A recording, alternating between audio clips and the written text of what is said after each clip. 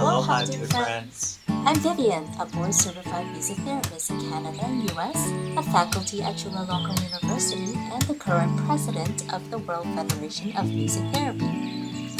And I'm Jerome, a certified forest therapy guide, mindfulness yoga and sound healing practitioner, and mental health advocate. And together, we are the co founders of Sacred Space Therapy and Wellness, and your hosts for our podcast, Echoes Among Trees, reclaiming our inner voice. We hope you'll be able to take something away from our conversations about mental health and just about being human. Together, we hope to create a kinder world and to walk each other home. Thank you for listening.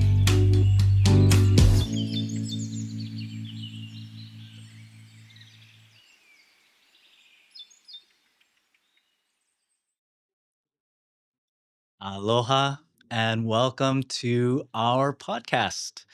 Uh, we're very excited because it's our very first podcast, and we are going to talk about something that's very near and dear to our hearts: mental health. Before we get into that, let us do a brief introduction. My name is Jerome, and I am the co founder of Sacred Space Therapy and Wellness. And we have two very special guests with us to talk about our mental health. And what makes it interesting is going to come from a music therapy lens. And I need to go to my notes here. Our first guest is a board certified music therapist in USA and Canada, now here in Hong Kong. She has a Master of Arts in Music Therapy from NYU. She has extensive experience supporting cancer patients, children, and youth with developmental and emotional needs, and individuals in palliative care. She's a certified Austin vocal psychotherapist trained by Dr. Diane Austin and holds a Yoga Alliance certification. Awesome. She does some really cool work with projects including the M plus SIG collection. Uh, she facilitates sessions in With a Song in My Heart. And she's also an author. Grasp the Moments, a novel depicting end of life services at the Jockey Club Rehabilitation Complex. Please help me welcome Nicole Chow. Hey, thank you. What an honor. Yeah, we're so happy that you could join us. Our second guest, well, she's kind of our guest, but also a host, but today she'll be our guest. And she too is a board certified music therapist in US and Canada who specializes in music psychotherapy and trauma informed care with children, adolescents, and adults. She is also trained in the Bonnie method of guided imagery and music. She is a faculty member at the Music of Arts in Music Therapy program at Chulalongkorn University, and a whole lot of other good stuff if you listening to our intro to this podcast. But let's go ahead and welcome the president of the World Federation of Music Therapy, Vivian Chan. Hey, thank you. Uh, so now that we got the intros out of the way, before we actually get started with our discussion with these two esteemed guests, we'd like to create a sacred space. We're all excited. We have a lot of energy, but maybe we can use a little bit of grounding before we start. So if you'll join me as you hear the sound of this tingsha, we just take a few deep breaths together. Yep. And for you all listening, this goes for you too.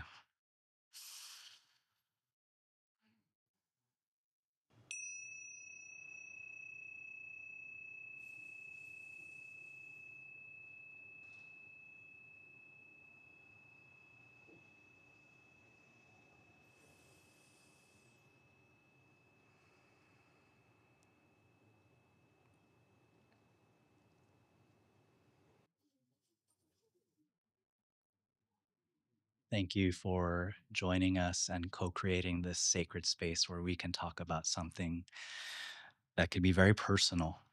And we are talking about mental health and why it's important. And I'm sure through listening to each person's journey, we'll see how that comes to be about. And we are going to start here with Nicole, if you don't mind telling us about your journey uh, becoming a music therapist, and perhaps it'll show us how mental health was a big part of that.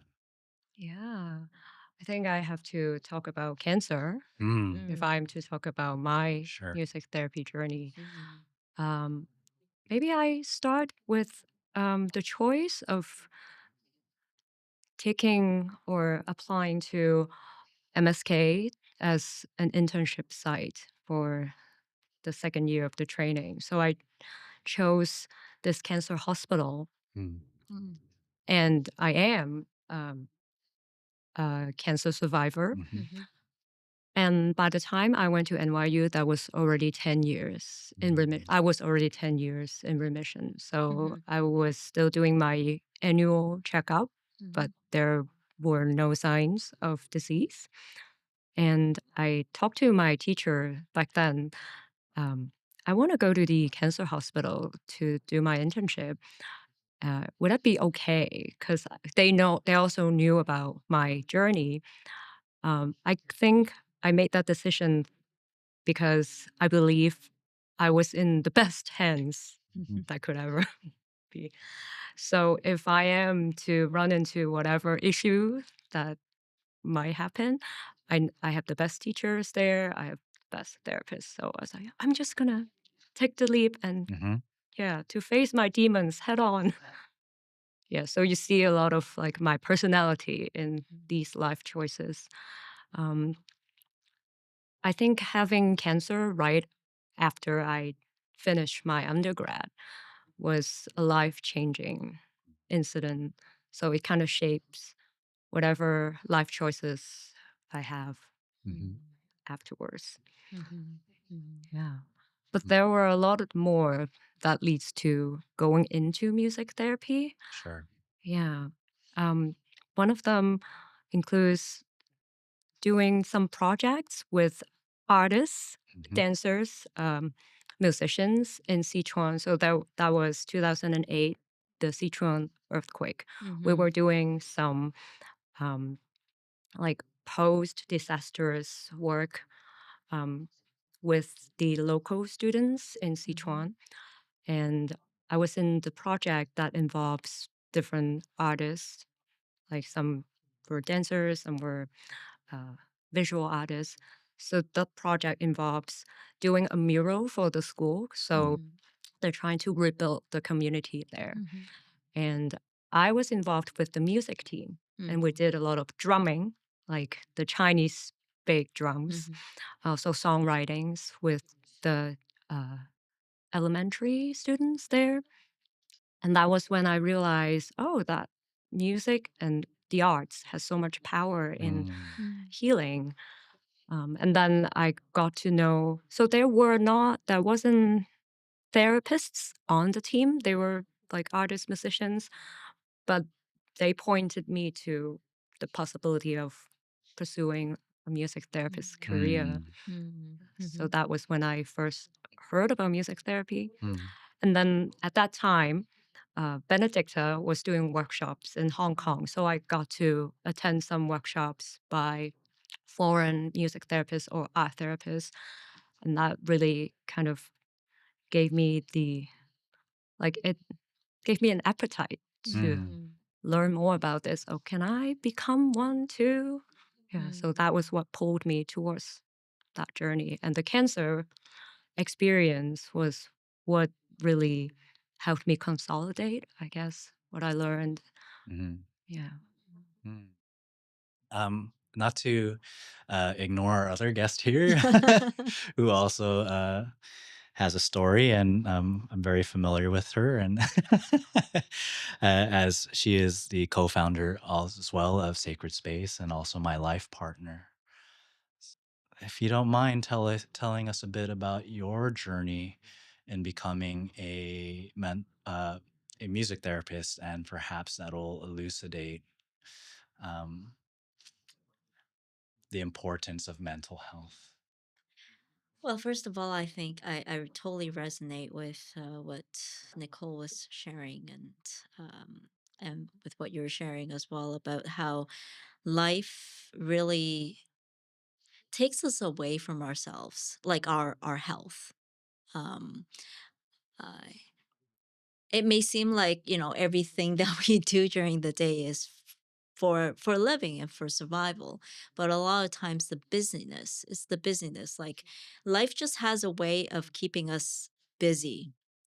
um Even, for example, even if I have it in my schedule, I'm gonna just save that day to stay at home with nothing scheduled. I ended up being very busy at home because, I was cleaning, I was tidying up. Oh, I forgot I didn't attend to this plant for a while, or, Mm. I haven't been scrubbing the tub for a while. You just somehow, I don't know, maybe people are just wired to do things and to just constantly be on the go. And a lot of times we neglect ourselves and neglect spending time reflecting and checking in with ourselves and how are we really doing mentally, emotionally. Mm. Because a lot of times every day in and day out, we we're so like on the go that a lot of things that we experience emotionally doesn't get processed. It gets suppressed. And emotions or thoughts or feelings. And it's during those times when we're willing to kind of sit down and kind of reflect on our lives that we really find out that whether it is that we're not happy or that we're not satisfied or that something is missing. Um, and when we don't do that regularly, something will happen come into our lives, whether it's cancer or the death of someone that we love very much, or a crisis in life that really pushes us and forces us to kind of stop and think. And I think for myself, um, uh, one of the darkest moments in my life or phase in my life was when I got a divorce. That was when I was in Canada. And during that time, I guess it really forced me to think about uh, what are relationships? Um, what is love? It's Mm. such a question that everybody asks. But like it really forced me to think, what is really? I thought I was in love. I thought I loved. I thought I was in love. But how did it come to this point? What do I want in life? Or what do I want in a partner? Where do I want to go? What does my future look like now that, such a significant part of my life it has ended? What does the future hold? And I think in talking about mental health, I think it relates a lot to not just our mental and emotional health. I think for me, it is also very much related to spirituality. Mm. I think when I asked all those questions that I mentioned just now, it's very existential, right? Like you Yeah, ask, well, what is life about? I know. It's The like, purpose yeah, of what's the purpose of my life now? The future of my life. So I think it's very much related to spirituality, mm, in kind of reflecting on and uh, rediscovering my identity. Who Mm. am I? mm, I think a lot of times, we do fall into pits of depression or anxiety or a lot of other mental health illness or just experiencing those symptoms because we don't have ourselves figured. Mm. And I'm not saying that there's a point in our lives where we have it all figured out. It really is a lifelong journey, figuring ourselves out, or I like to explain or describe our inner self as a cosmos, like Mm. Mm. as the universe. We look at everything around us, and we see a very, very, very small part of life and of our own lives. But when we actually go inside, we'll discover that there's so much more to discover about ourselves and about life, as we think about it. And I think during that time when I asked myself, well, where do I want to go? Where am I heading? Where's life gonna bring me to, or that I actually want to take an active part in having a say in where I want my life to Mm. head in the future, rather than kind of like, well, whatever comes, comes, whatever goes, goes. And of course, I'm not saying that that is not a good thing, but it is more, that's more of an attitude to life. But in terms of, well, what am I going to do with my life? I also want an active part in deciding that. And that was the time when, oh, I was not a music therapist then. I haven't even started training as a music therapist. But when it comes to my journey to becoming a music therapist, I think it has a lot to do with, at that time, I also reflected on what is my relationship with music. Mm. I Mm. think the way that I would describe my relationship with music is that I think, especially during that time, I'm like, well, music has been a part of my life, like the majority of my life. I started piano lessons when I was Mm. 6 or 7, and I've been playing piano since then. But I was forced to learn the piano Ah. at that time. Yeah. And I think a lot of people, especially probably people in Hong Kong, can uh, identify with that. Like mom says, I have to go to piano lessons. For the school interview. Exactly. Yeah. It's gonna look And good on my resume. even today, like Yeah. students are still being told, go and take Learn an learn instrument. an instrument so that you Ukulele? can No. get into university, but um so I think up until that point, for me, music has been Mm. sort of like mandatory. Mm. A relationship is like, well, I just have to, Mm. you know but I guess throughout the years I've developed a deeper relationship where I actually started to enjoy it, and I liked it. And throughout my teenage years, I think that was when I was um that it kind of developed my relationship with music a lot more, because I started listening to music a lot more. And as someone who spent my teenage years in Hong Kong, did listen to a lot of Cantonese song, like Mm. canto pop. And even till this day, when I listen back to like the 90s song, it's like, oh, it brings back so many memories, Yeah. like reminisce. And I guess that is the relationship there. The music, it has been a companion that walked you through a lot of different phases and stages and ups and downs in life. Um, but playing the piano up until that point hasn't really been so much about self expression. Mm. Mm. It hasn't been so much like, you know, uh, what is within me I'm playing out. It's mostly been like what's on the paper I'm playing. As a classical pianist, that's how you're Right. trained, Yeah. right? And when you take piano lessons, what you're trained. Like what's on the paper, you play, and then eventually you memorize it, right? But it's not so much about what's within you; you express it. Until uh, after my divorce, I thought about like, well, what am I going to do with my life? I have a bachelor's in music, but I don't want to teach. I don't want to perform. I, I don't know what to do I know. with music, really. And I think, like, I forgot how I came to learn about, or come across the word or the title music therapy.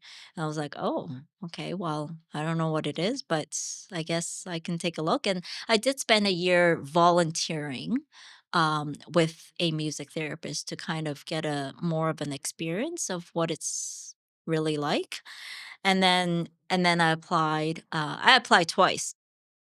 Didn't get it in the first time, but I got in the second time.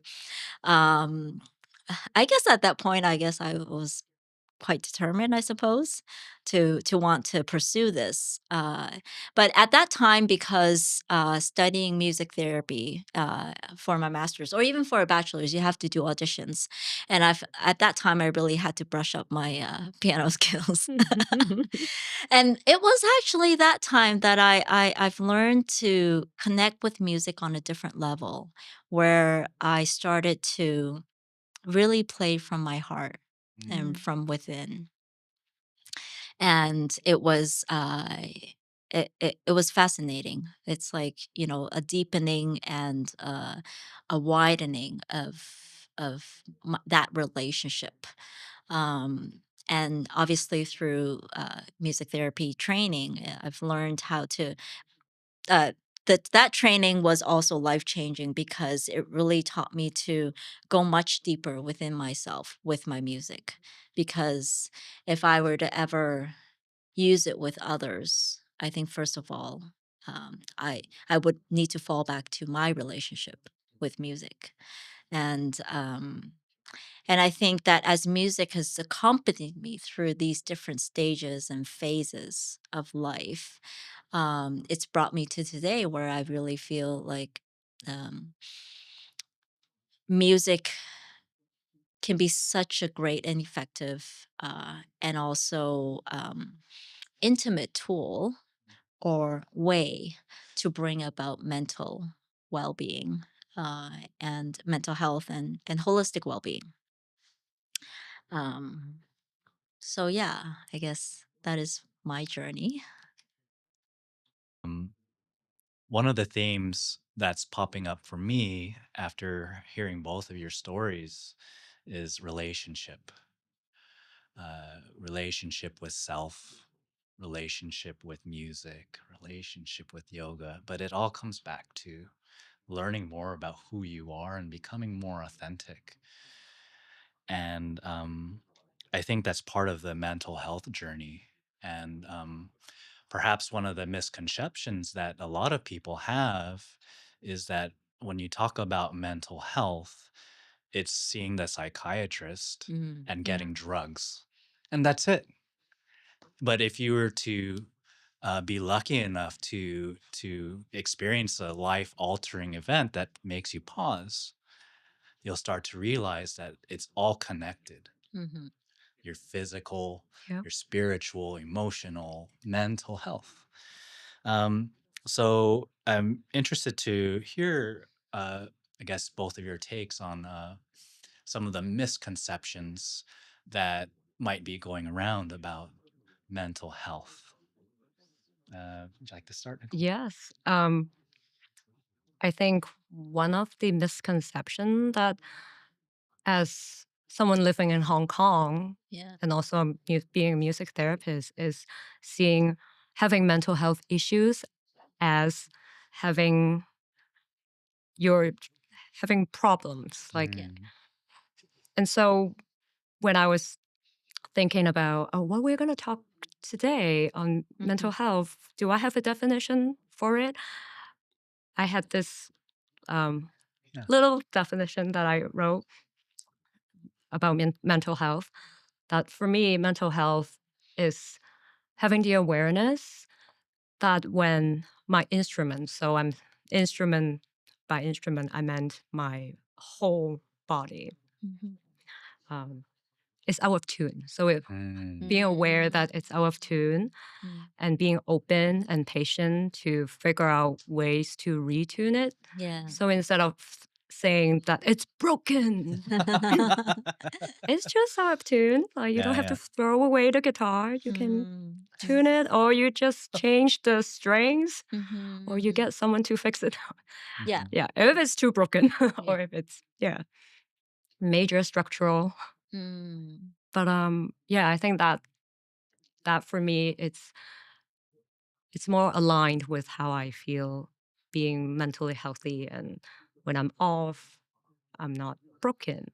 I just Mm, am maybe out of tune. sure. Yeah. Yeah, I think in general, maybe some of us have taken high school psychology, or if you were to study it in college, yeah, you get to learn a bit about it, but there's still a lot that's unknown. And now we're only learning or consuming what we might see on TikTok or Instagram or whatnot, which is kind of helpful. But um, I like how you're talking about the language that you use towards yourself. And no, I mean, it's also very nice that you put it in this metaphor of an instrument, being a music therapist, but just this term that, or this feeling that this person has like these letters of like maybe it's ADHD or maybe they got depression or this, and they're broken Mm, and it isolates them.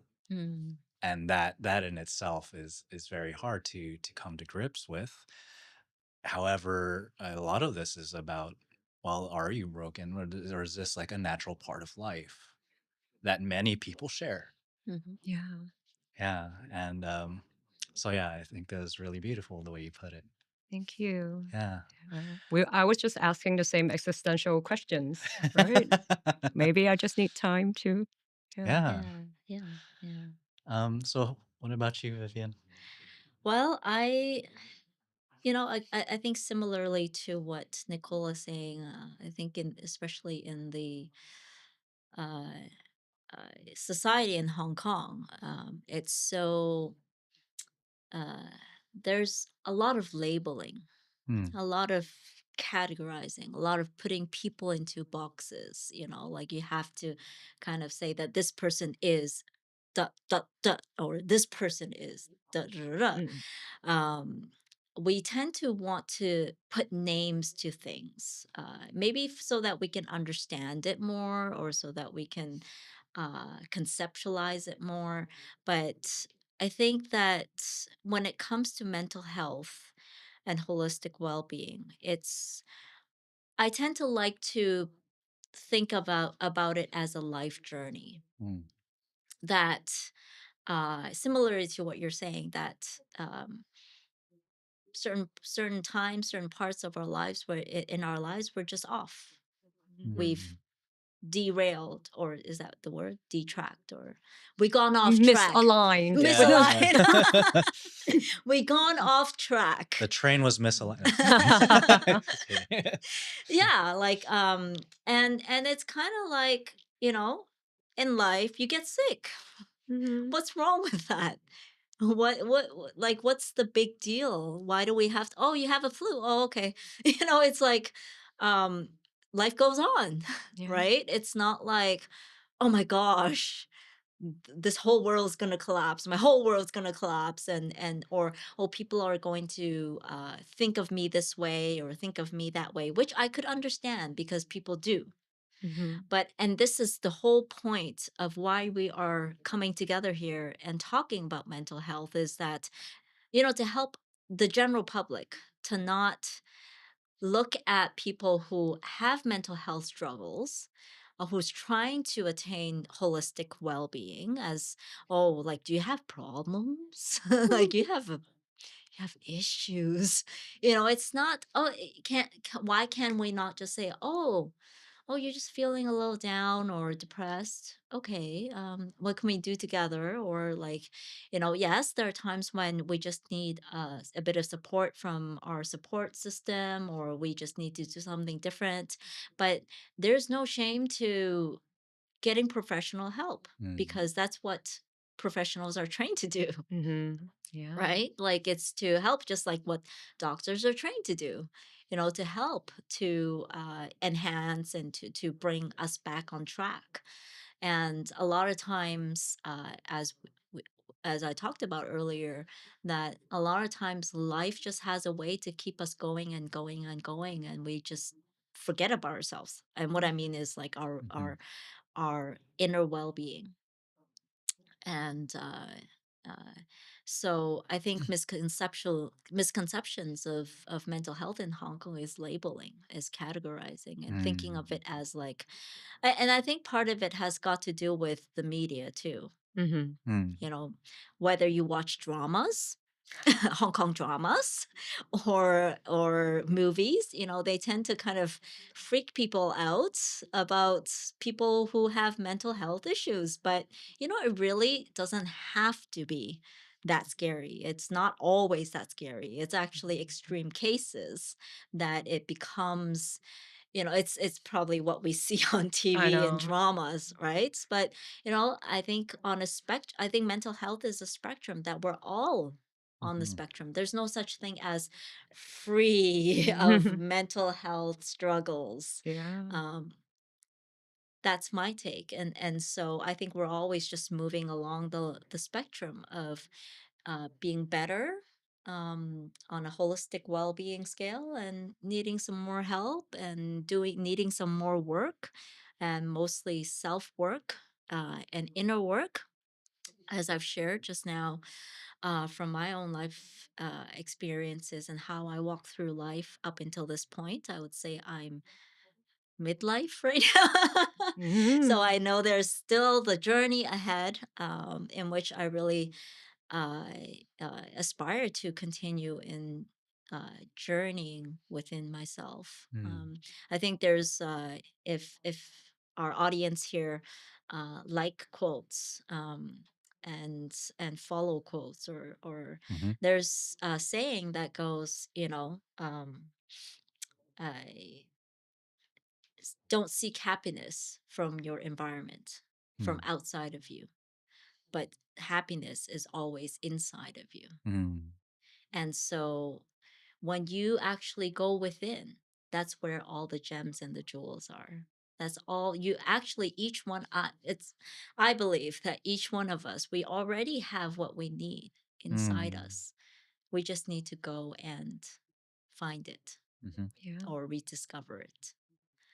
Anyways, that's my spiel on mental health misconceptions. Oh gosh, there's so much that you said that resonated with me. The stepping inside, especially because I feel like living in a society, especially one here in Hong Kong, although I haven't lived here that long, it's such a fast-paced society that you probably don't even have time to breathe, let alone pause and reflect. And you're talking about the juicy gems that you get when you're able to pause and just be with yourself. Mhm.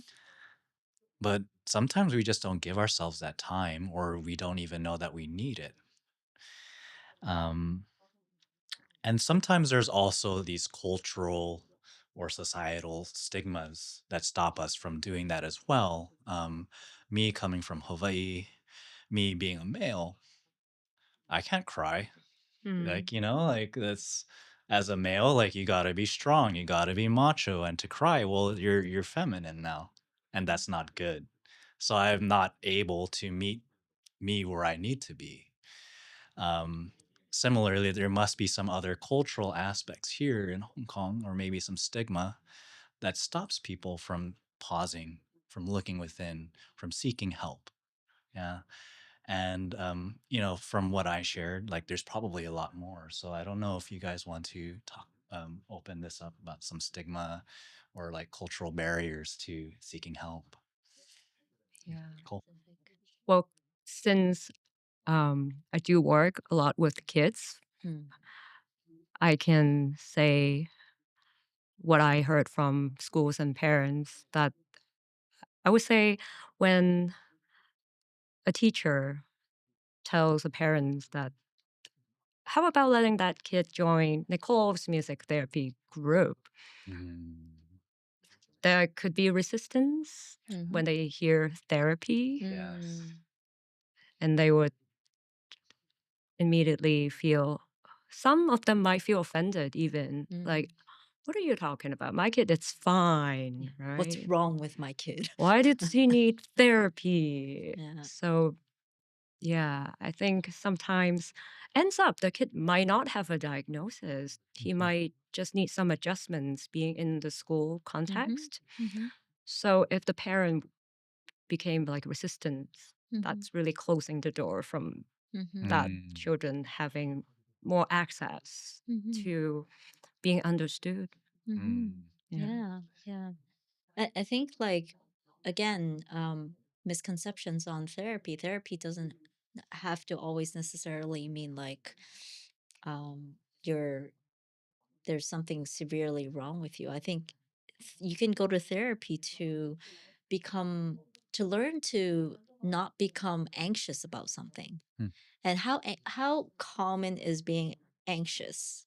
Hmm. Like that happens for every one of us, like every single day. There's bound to be something that makes us anxious. But, maybe going to therapy is about acquiring some coping skills. Hmm. You were talking about the media Yeah. earlier. I thought about the New York vibe because mhm. when I was trained in New York, I think New York is a place that is pro therapy, I would Yeah. say, because people make it such like a normal thing. Hmm. Like even in sitcoms or in Yeah. shows, like you would hear characters say, "All right, this is enough. I'm going to talk to my therapist." So, you know, Yeah. That's it. they were Yeah. saying, "So you have to in New York, you have to have like a lawyer, a doctor, and a therapist, or something like that." In your life, Your right? support Right? system. Yeah, Yeah. your support system involves having a therapist, Yes. Yeah. Yeah. having someone. Yeah. Yeah, I guess you talk to, you acquire skills from, just bouncing ideas with. Yeah. Yeah. And that's as an adult, but even with children and teenagers, acquiring skills, Yeah. may it be social skills, may it be emotional regulation, may it be coping skills on things that they feel anxious about or that they've had really bad experiences or Hmm. traumatic experiences. Mhm. Yeah. And quite honestly, trauma is all around us, Indeed. all around us. Don't think, yes, and my heart goes deeply to the recent victims and survivors of Mhm. the Taipo fire. A lot of times we think that that is trauma. Going through that is trauma. But not many of us know that we are all susceptible to day in and day out traumas in Mm, life. And what is that? Like, it doesn't have to be big incidences, but there's research that talks about how this toxic stress, mm, Mm. chronic and toxic stress, and what is that? That's like constantly feeling like we don't have enough time. Hong Kong people, Ding, ding, ding, ding, ding. constantly, I'm talking about every single day, routine, always feeling like we're rushing to places. We don't have enough time. We're anxious about how do we meet the next deadline, or how do we secure our next meal. Mm. uh, Pay rent. Pay rent. Ugh. Yes. It's these chronic and toxic stress that kind of puts our HPA axes. So basically, that axis is a system within us, like the biological system or chemical system within us to help us maintain homeostasis. Like mm, for us to feel calm, for us to feel to kind of calm the stress, the cortisol within us, and mhm, our heartbeat, and to regulate it basically. But when we're all constantly under stress, toxic and chronic stress, that axis gets out of place and it gets triggered all the time. When it gets triggered all the time, we don't know how to we don't know how to regulate anymore. mhm, Yeah. And sometimes people often always feel like anxious, like there's this jittery feeling within us that, we're like,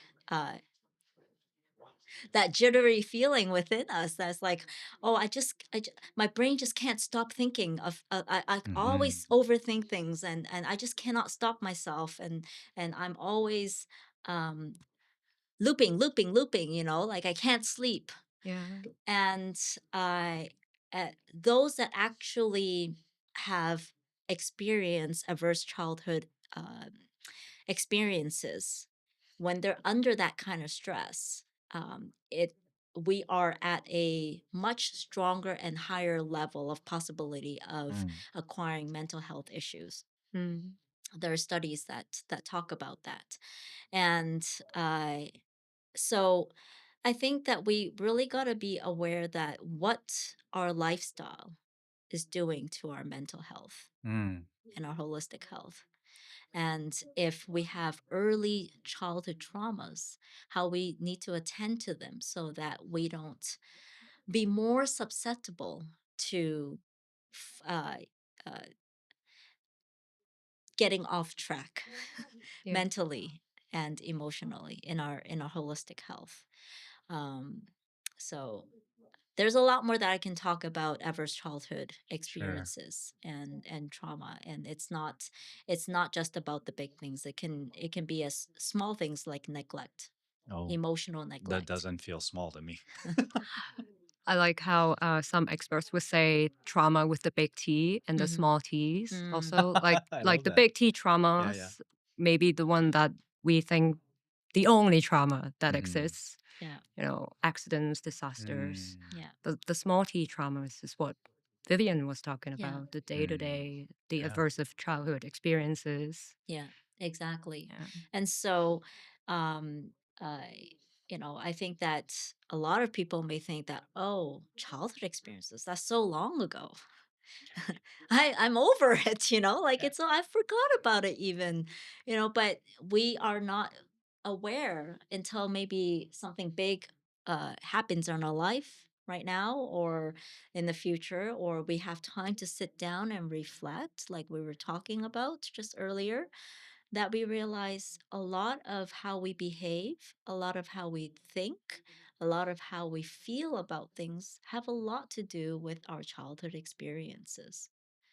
And until we go back to kind of um, reflect on those, maybe overcome those or revisit those and find a healthy way of maybe um, conceptualizing or re-experiencing those adverse experiences and reframing those experiences, they're going to continue to Mm, affect our everyday lives as an adult and even later in the future of our lives. So, mm. how did we get here? But that gave me an image because when Yes. you were talking about reframing, I was having this suitcase or, imagery of we all have our Mm, baggages and Yeah. yes, suitcases. And going back to childhood, it's like unpacking Yeah. some of it. right. Yeah. And when you fold your clothes nicely, there are more space in the Mm, Oh, I love suitcase. that. yeah. I love Yeah, that. I just have that, Yeah, visual. So, yeah. yeah, images. Um, so I think listeners will probably resonate with some of these things, maybe saying, oh yeah, like I recognize some of these things, like these behaviors coming from maybe their adverse childhood experiences and whatnot. And they probably maybe some have sought help or maybe they want to seek help. And traditionally, I guess maybe here in Hong Kong, it's people when people think of seeking for help, it's like talk therapy, it's the psychiatrist and it's drugs, as I had mentioned before. However, we are allied health professionals. Both of you are music therapists. I'm a forest therapy guide. And we have a lot to offer. You guys have a lot to offer. Yet there's probably a lot of barriers towards even people understanding like music therapy. It can actually help with these things. So, I guess for you, both of you, what are some of the challenges in promoting music therapy and connecting with people that need help? I would say, for me, hearing a lot about their like how long do I need to engage in Mm, in therapy? Mm-hmm. That's like, yeah. Sometimes people think it's like, oh, I go to like a massage. I go mhm. there, it fixes me. I'm good. Ah, But mental health and Mm-hmm. music therapy, isn't exactly like that. Like Mhm. it could be, I mean, there are obviously like one-time sessions that I did in the hospital. Sometimes you only get to see the person Mhm. once. Um, but in real life, to work on my own issue, it took me years Yeah. Mm. of Yeah. consistent, yeah, Yeah. therapy work. Mhm. But it doesn't have to be that long either. So it's a Sure. Mhm. case by case judgment. Mhm. But I think Absolutely. the concept of getting this done with one session was, yeah, Mm. yeah, Yeah. was difficult. I think it's important just to understand that like how long depends on uh what we are dealing with. Or your goals. Yeah, what your Mm. goals are, what your therapy goals are. It doesn't have to be years, Hmm. but most likely more than one session. I know. It's like, well, going there for one session is like, well, why don't you just go for pills? Mhm. Or go hear a concert.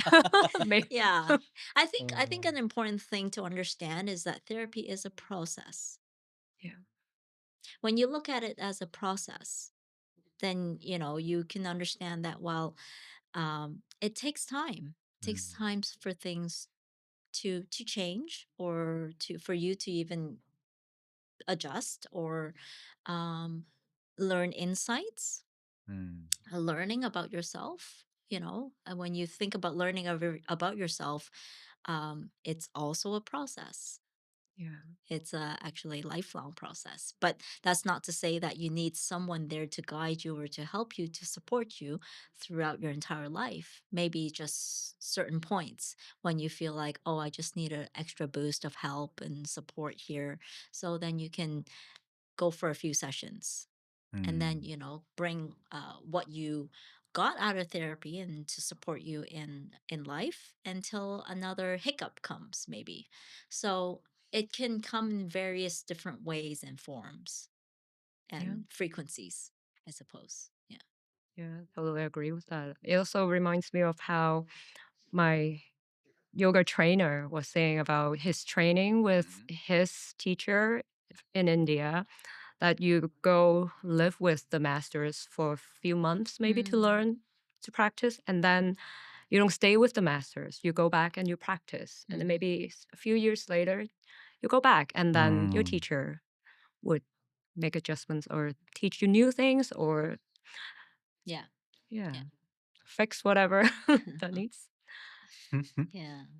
Yeah. Yeah. Well, for me, I think like it's referral systems too. Mm. True. Yeah. I guess a lot of Hong Kongers in the community, there isn't an established referral system to music therapists or the Mm. alternative therapies. A lot of because Hong Kong is such Hong Kong's medical system follows a very medical model where Hmm. it's really drugs, doctors, psychiatrists, clinical psychologists, Counselors. counselors, exactly. And that's where the referral system sends them to. But there are a lot of alternative therapies that and I'm not saying this just out of the blue. Like I have seen a lot of clients who come to me and say, well, I've tried the traditional talk Mhm. therapy, I've taken drugs, and it hasn't helped me. Mm. And that's what has brought them to me to find alternative Mm. ways of dealing with the issues, or and through these alternative, well, I can't say all alternative therapies, but for music psychotherapy, it really can help to go to on a journey to explore what the root of the problem is. So, so I would say the referral system in Hong Kong is not in favor of the alternative therapies. I think a lot of people, and because of that, music therapy is not covered in insurance. Yeah. Hmm. It's not government subsidized, and I think that that poses a problem too for many people to be able to access our services.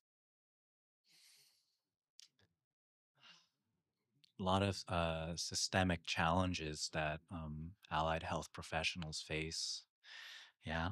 Um, but it's not to say that we should just stop there and then let things go. But like I said, we have a lot to offer.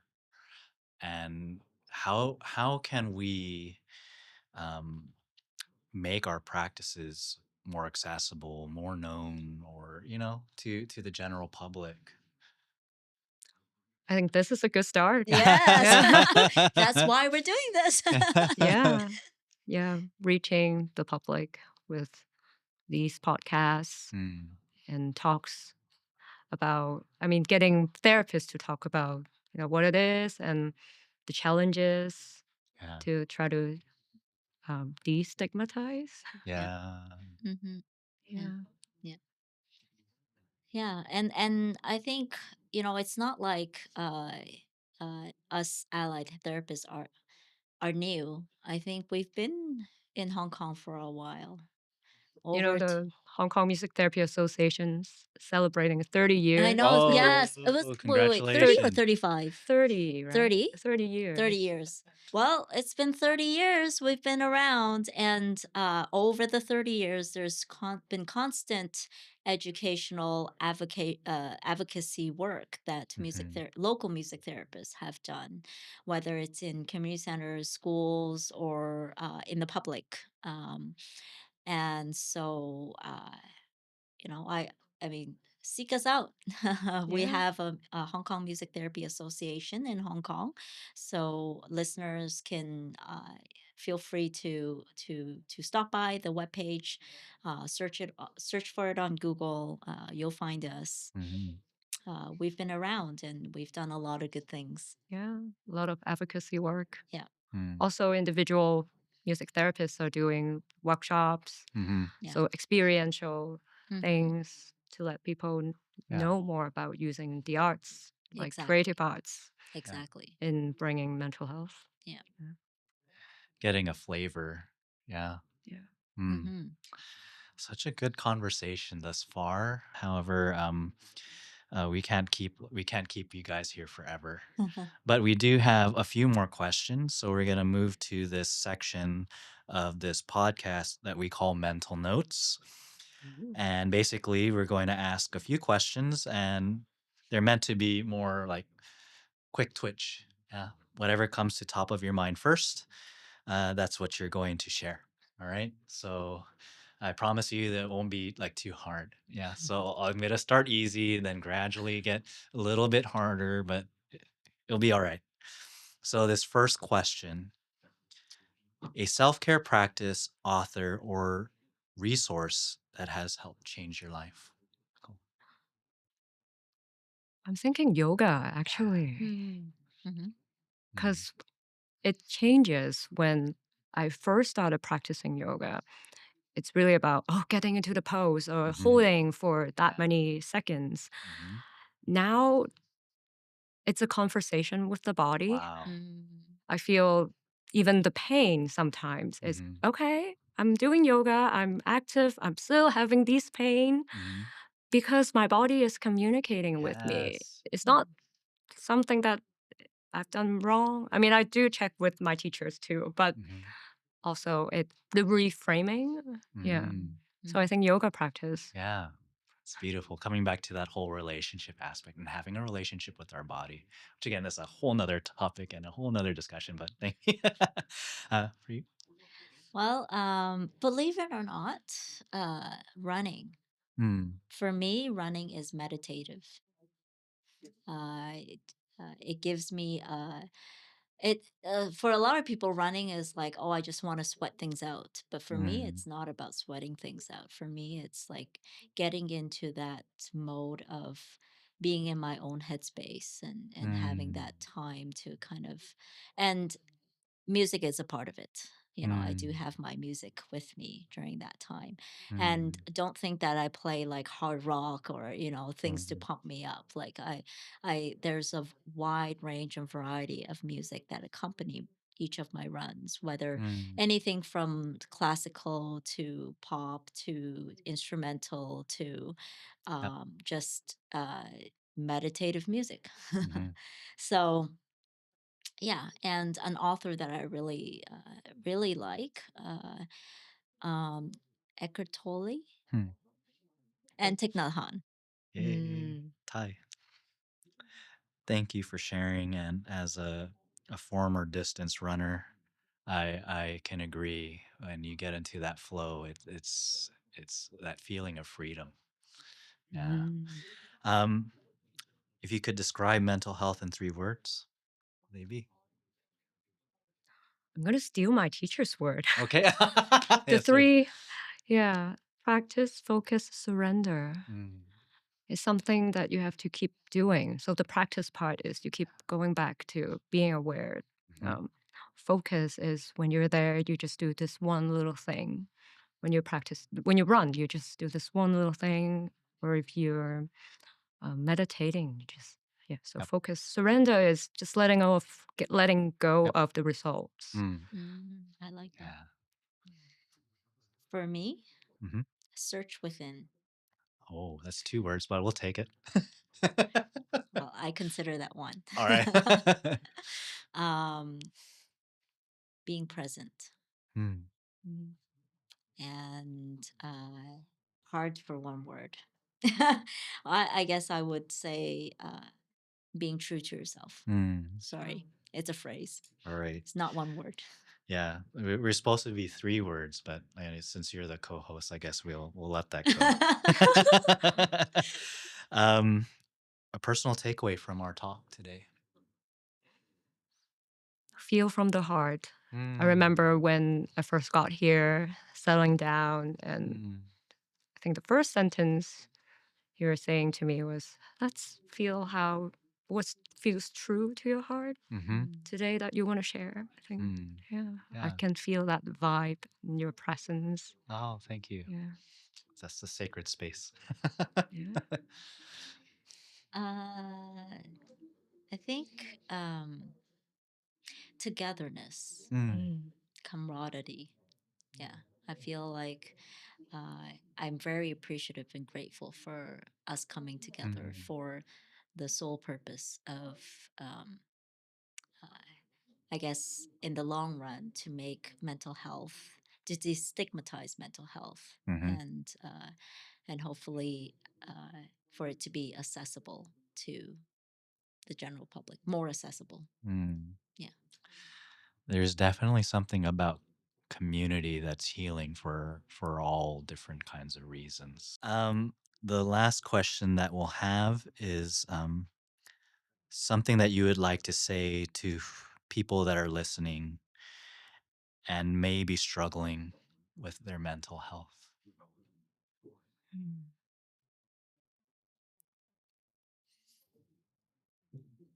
I just want to invite whoever listening and struggling to take a deep breath in, Mm, like slow down, and then exhale mm,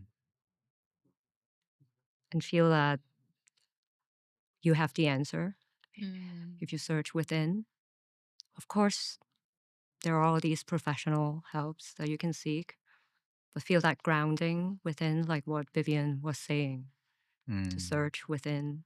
mm, I think that would be something that immediately you can, I guess, use. mm, mhm, Yeah. mm. mm. Thank you. Thank you. Um, I'd like to end with this quote. We're all just walking each other home. Mm, Mm. Is it Ramdas or yes, Rumi? Ramdas. Ramdas. Yeah.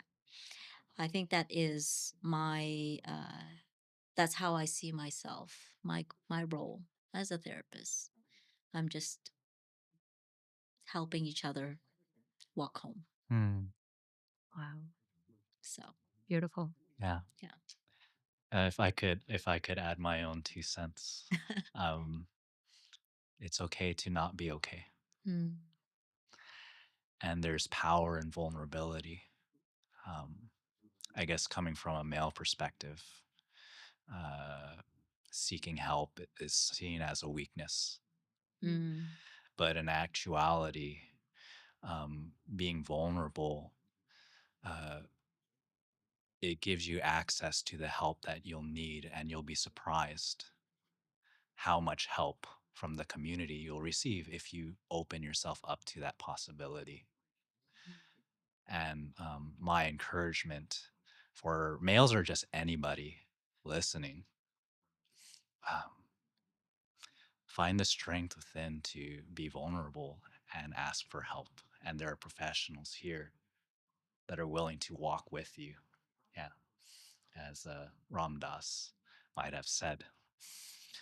Ah, this is such a beautiful discussion today. Um, Before we close off our very first podcast, yay! Yay. I would like to end our session in liminality with the Tingsha once more. So when we hear the sound of the Tingsha, we'll take a deep breath together.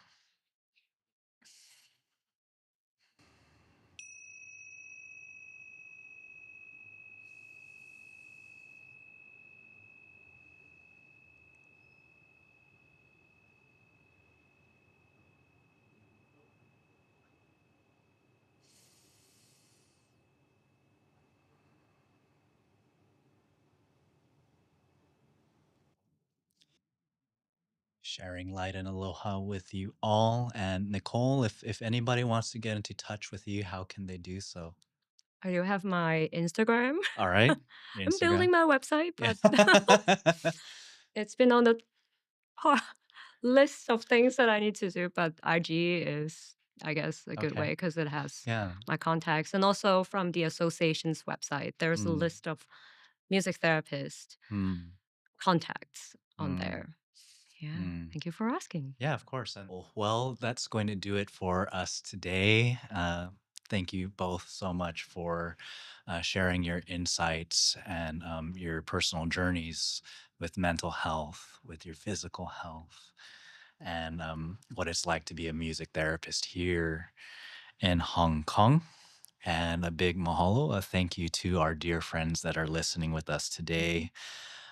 We appreciate your support. If we can ask, if this is something that interests you, to please subscribe, follow, like, share our socials. And yeah, thank you very much. Thank you.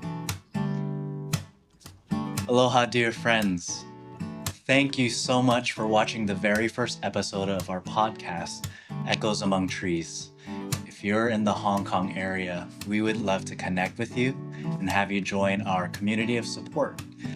You can go to our website, which has information about our events and other things that you'll need to know. Please remember to subscribe and sharing light and aloha.